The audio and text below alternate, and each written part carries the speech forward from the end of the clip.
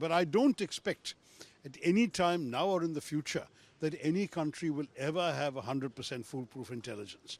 After Pulwama, there was the Balakot airstrike. Now today I think we're going to see something more than that. You do not ask a murderer to investigate his own murders. The Pakistanis have to understand that they cannot kill Indians with impunity. But if you do something to us, then be prepared for a response. Blood is going to flow. I'm sorry to say it will flow possibly more on their side than on ours. Pahalgam के बारे में और दूसरे देशों की सुरक्षा के बारे में जो शशि थरूर जी ने कहा है, तो मैं उनसे एक सवाल पूछता हूँ, वो कांग्रेस पार्टी में है कि भारतीय जनता पार्टी में? फिर यही मोदी जी अमित शाह कहते हैं कि अब तो आतंकवादियों की कमर टूट गई है।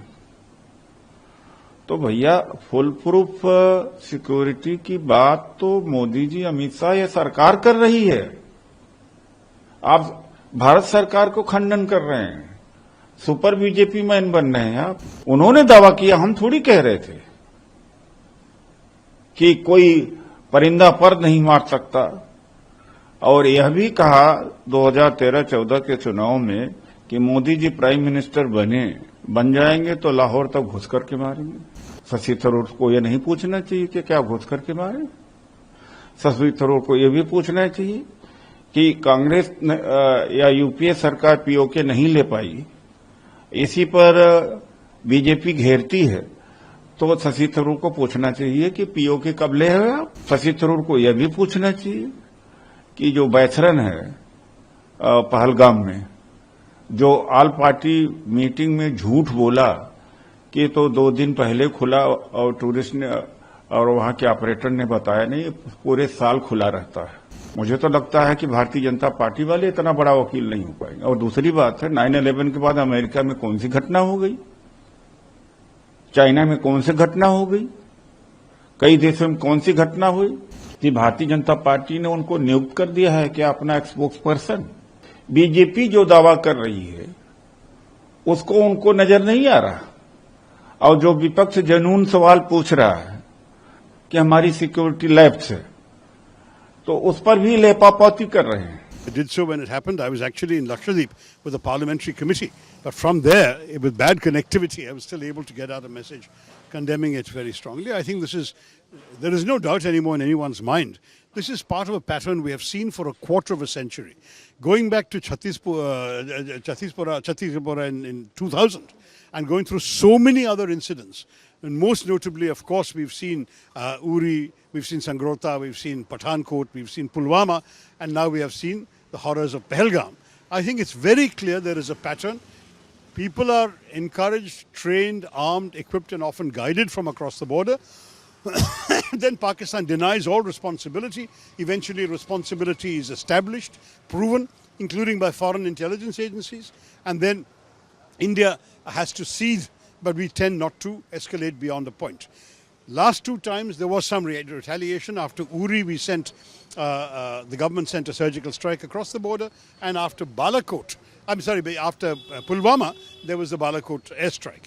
Now today, I think we're going to see something more than that. I think it's very clear that while we have a whole range of options, diplomatic, economic, intelligence sharing, covert action, overt action, all of that, some sort of visible military response is unavoidable. I think the nation is demanding it and expecting it. No one knows what it will be, where it will be, and when it will be. But I am convinced there will be some response. So at the same time, after Modi government came into power, it's the 7th time, 7 or 8 times this type of attack is going on. It's at least the 11th or 12th time that the casualties have been more than 1 or 2 people. There have been dozens of attacks with 1 or 2 victims, but if you look at the number of attacks which has taken at least double-figure tolls, this must be at least the 10th or 12th. Right now, Pakistan says that they are open to neutral investigation. So how you... Listen, these are the people who were invited to participate in the investigation into Pathankot. They sent their intelligence. Even we gave them access to an Indian Air Force base. And they went back and said, oh, the Indians did it to themselves. I will have no interest personally in Pakistan's participation in any investigation. You do not ask a murderer to investigate his own murders.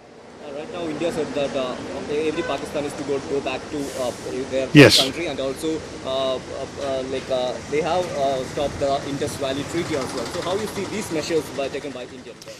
Look, the human costs of people being forced to go back is sad. I know there are, in Kerala alone, I believe 59 Pakistani citizens are medical patients here, and they will have to go in the middle of their treatment. There are husbands and wives across the border in both countries who will be affected.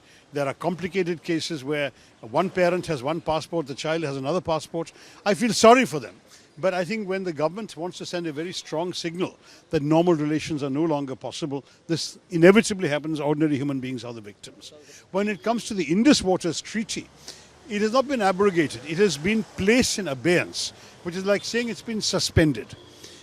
Frankly, at the moment, I don't see very much change to the Pakistanis because India has not built either storage facilities or diversionary structures into which the water can go.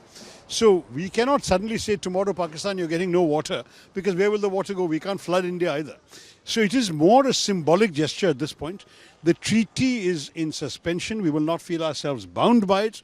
What we do to implement more serious measures, I leave it to the government. At the same time, Pakistan People Party chairman Bilawaz Bhutto says that if threatened that the blood will flow in reverse if water is stopped.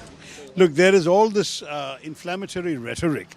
The Pakistanis have to understand that they cannot kill Indians with impunity. It's as simple a message as that.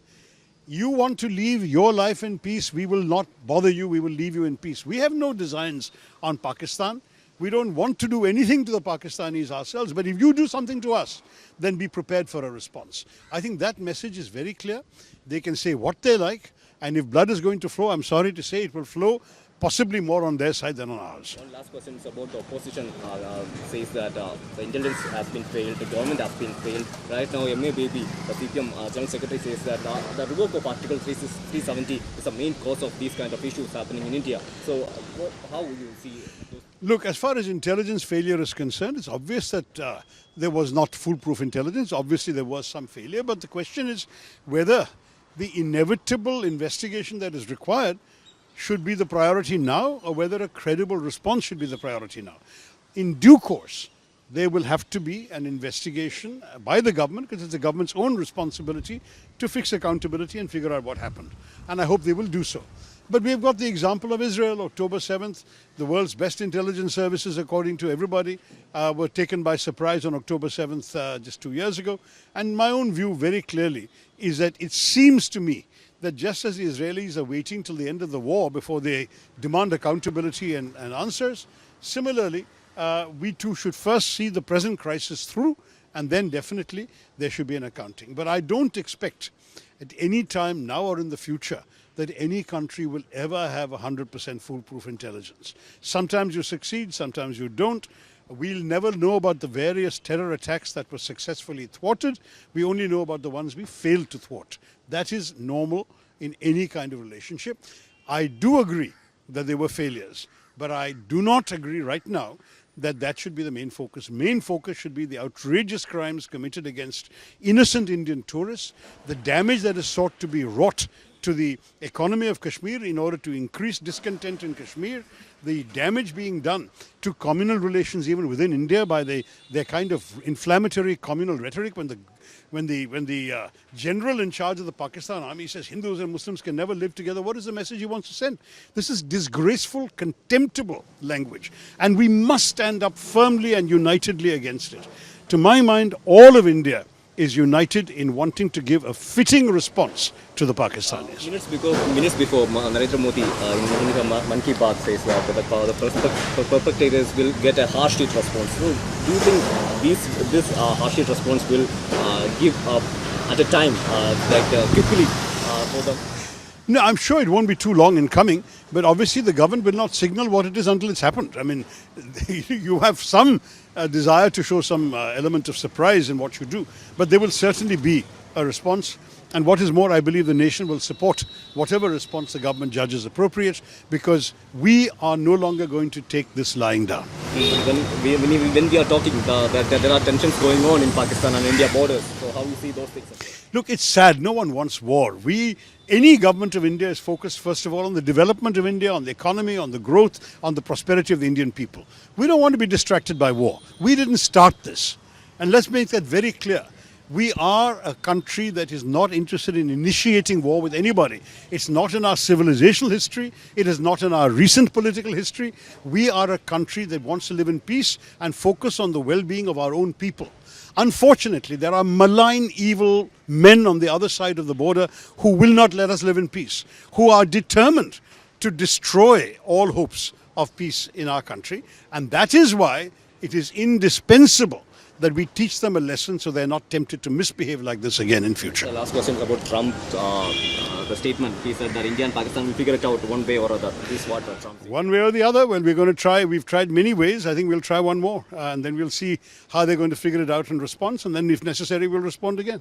Pahalgam के बारे में और दूसरे देशों की सुरक्षा के बारे में जो शशि थरूर जी ने कहा है, तो मैं उनसे एक सवाल पूछता हूं, वो कांग्रेस पार्टी में है कि भारतीय जनता पार्टी में? यही मोदी जी थे, जब वो प्राइम मिनिस्टर नहीं थे तो कहते थे कि समस्या सीमा पर नहीं है, केंद्र पर है। और दूसरी बात है कि यही मोदी जी प्रचार कर रहे थे कुछ दिन पहले, अब आतंकवादी ये नहीं है कि मार करके वापस चले जाएंगे। फिर यही मोदी जी अमित शाह कहते हैं कि अब तो आतंकवादियों की कमर टूट गई है। तो भैया, फुल प्रूफ सिक्योरिटी की बात तो मोदी जी, अमित शाह, ये सरकार कर रही है। आप भारत सरकार को खंडन कर रहे हैं, सुपर बीजेपी मैन बन रहे हैं आप। उन्होंने दावा किया, हम थोड़ी कह रहे थे कि कोई परिंदा पर नहीं मार सकता।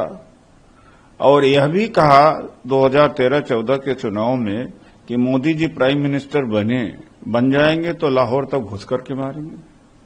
शशि थरूर को यह नहीं पूछना चाहिए कि क्या घुस करके मारे?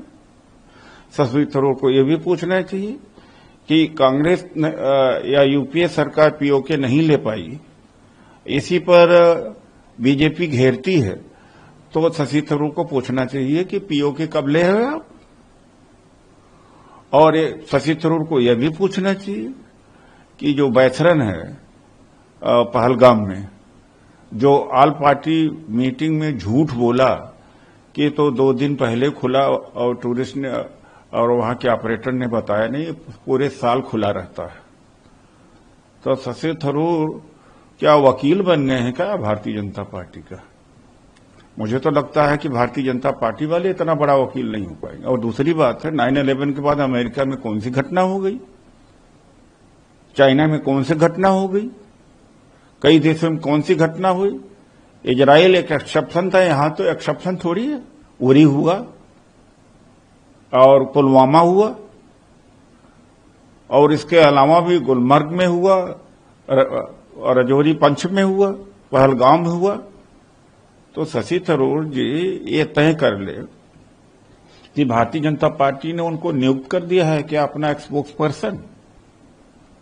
इस तरह से तो बीजेपी जो दावा कर रही है उसको उनको नजर नहीं आ रहा, और जो विपक्ष जनून सवाल पूछ रहा है और जिसको सत्ता पक्ष में भी माना कि हमारी सिक्योरिटी लैप्स है, तो उस पर भी लेपापोती कर रहे हैं। तो मैं तो बड़ा हैरान हूं